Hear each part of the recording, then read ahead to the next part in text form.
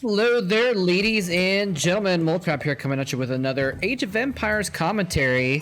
And welcome, everybody. This is actually a really cool match that we've got today. This is actually a tournament finals. This is going to be between two players named Seither, who's going to be in the blue up here in the... oh, I gotta reveal the map actually, so we can see both sides. He's gonna, well, not up in the, kind of down right. In the eastern side of the map, he's going to be playing against HuT. I'm actually not sure. That must be. Do you say it HuT or HuT? I'm actually not even sure. Well, I'm gonna just go HuT for now, and he's gonna be up here in the top left. And this game, they're both playing Rus, which, if you didn't catch my previous commentary where I was casting a game with a Rus player, I'm not gonna go into all the details of the faction, but I will just say that the Rus get bonuses from hunting animals, and so we're gonna actually probably see a pretty early battle to see both these players trying to go around and kill every animal on the map as quickly as possible. But we'll get in a minute. In any case, this is actually the finals of a tournament. This is from the OCE weekly tournament, and this is the finals of that tournament. And Seither and HuT both getting up their sides of the bracket to reach each other in the finals. And this is a best of three. I'm going to be casting all 2 and/or 3 games of this series, and so this is going to be exciting. I actually found out about this because I was just looking for more people to watch streaming this game so I can learn more about it, and I found HuT's stream actually, and he's a really cool Australian streamer. If you want to see someone that's very high level playing, a very chill guy, then you should watch his stream as well. And both these players, Seither and HuT, are both top like 40, I want to say, maybe higher, I'm not sure, but if I remember correctly, they were at least top 40 when I checked before. And so this is another very high level game that we're going to be watching here today, ladies and gentlemen, between two extremely good Age of Empires players. And so curious to see how this goes. And actually, I just noticed this. If you watch my last set of casts, I've figured out how to change it so that the colors stay the same, no matter if I switch it to whoever side that we're looking at. So that's a cool improvement. And then I also realized that there's a little button up here at the top where you can turn off free camera, and I believe it's supposed to show. Yeah, I think it shows the viewpoint of the person that you have selected. So we might do a little bit of a first-person view, first-person view or something like that going on here.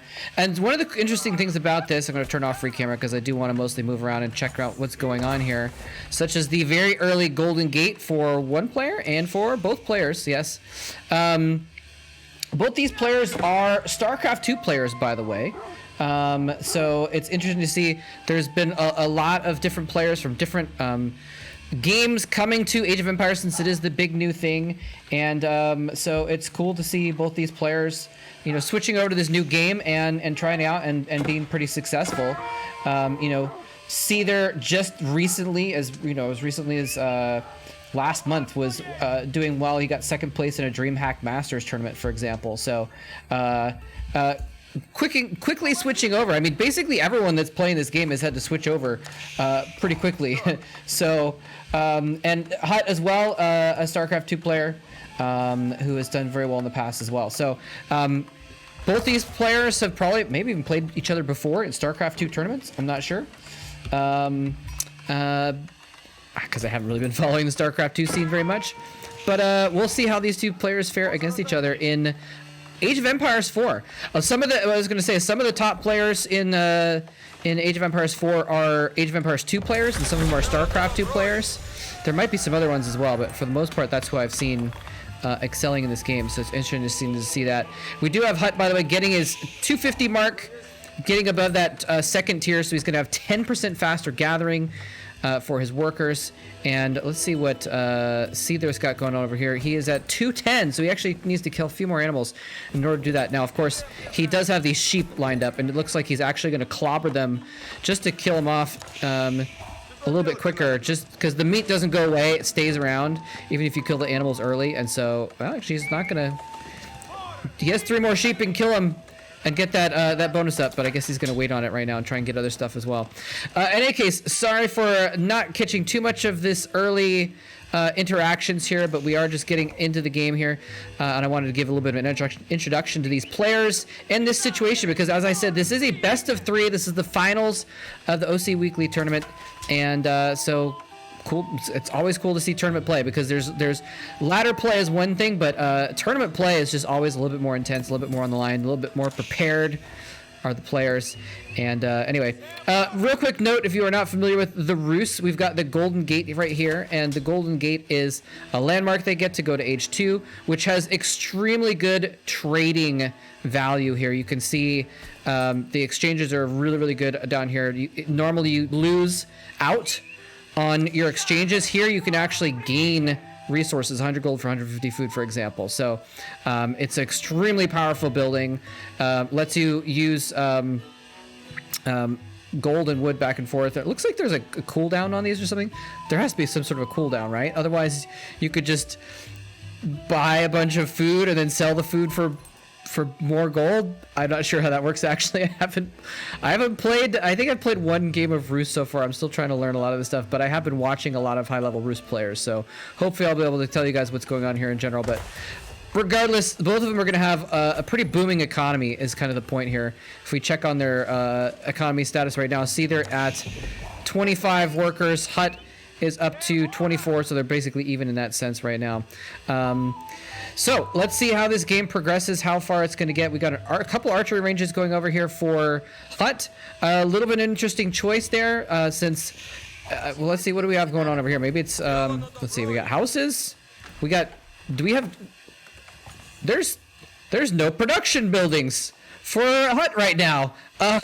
So that's kind of interesting, and you can kind of get away with that in Age of Empires 4, especially if you're the Rus, because you have these wooden fortresses which are very powerful defensive buildings. So you can actually put one of these fortresses next to his gold, for example, and if any attackers come in to harass here, he can just jump those workers into the fortress and they'll be able to fire back.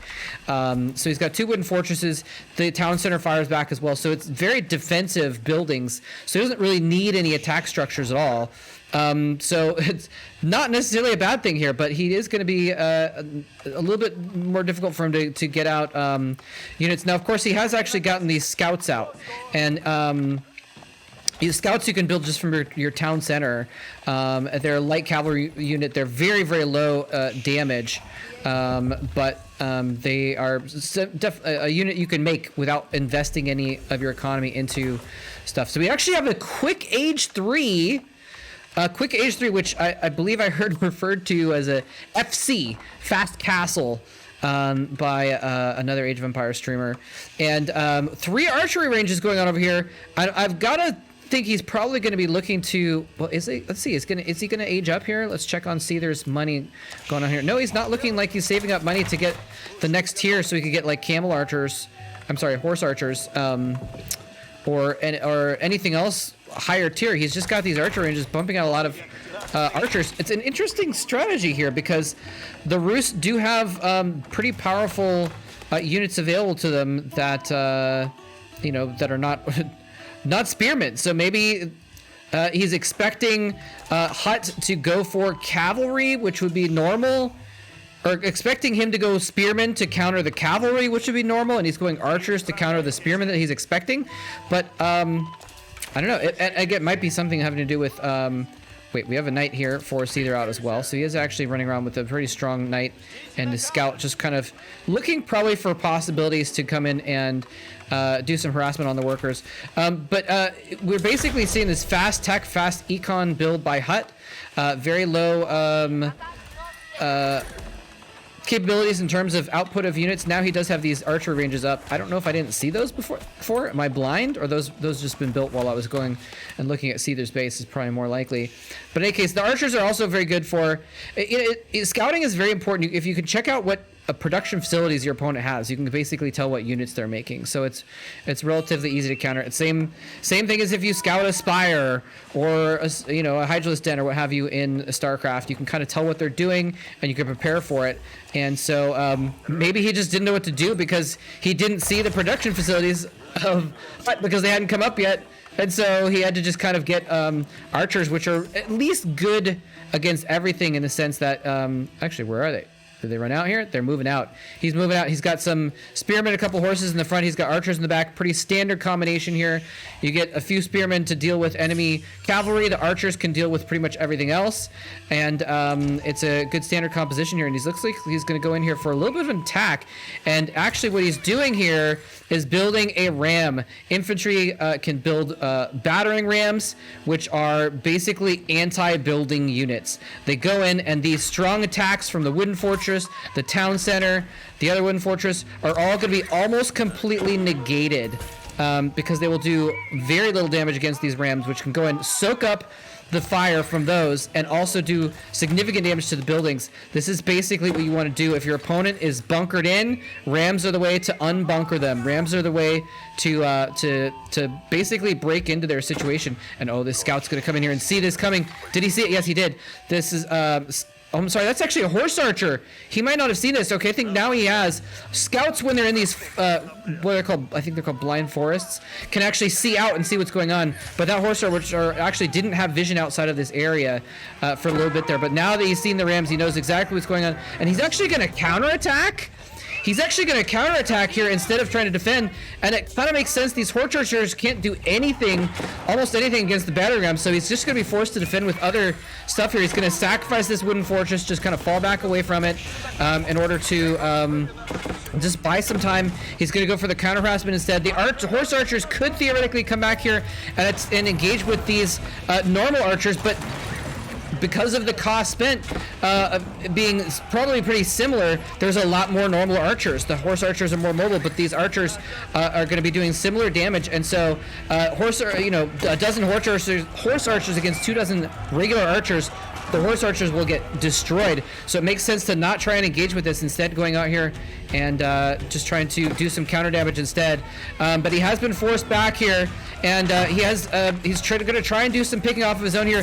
The rams, where did the rams go? The rams are actually around the side now, going after that town center. This could be a very quick game, ladies and gentlemen. HuT is in very big danger. He's got a lot of his villagers inside of the town center, so they're going to be able to kind of shoot back and stay protected, but they're not mining right now. They're not getting any resources. The only resource he has is 11 workers getting lumber right now, which is kind of important actually, because lumber is what you need to repair all your buildings. He actually jumps out.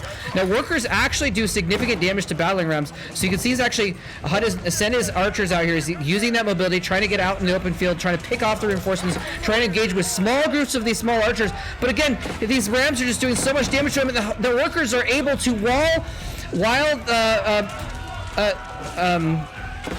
while Seither's archers are occupied in the battle, they're not picking off these workers. The workers can jump out of the town center and actually attack that battering ram. Workers actually doing significant damage to battering rams and picking off one. The other is almost done, and it looks like the archery fight is now over, and Seither has barely won out, but he's forced to rally units across the map here. They're slow in getting here, whereas HuT is able to get his units out very quickly, and actually there is the GG coming out here for I happen to, actually we can see on the bottom here that Seither is actually the one who GG'd and left, not able to break that town center. His last ram was killed. All of his archers were dead.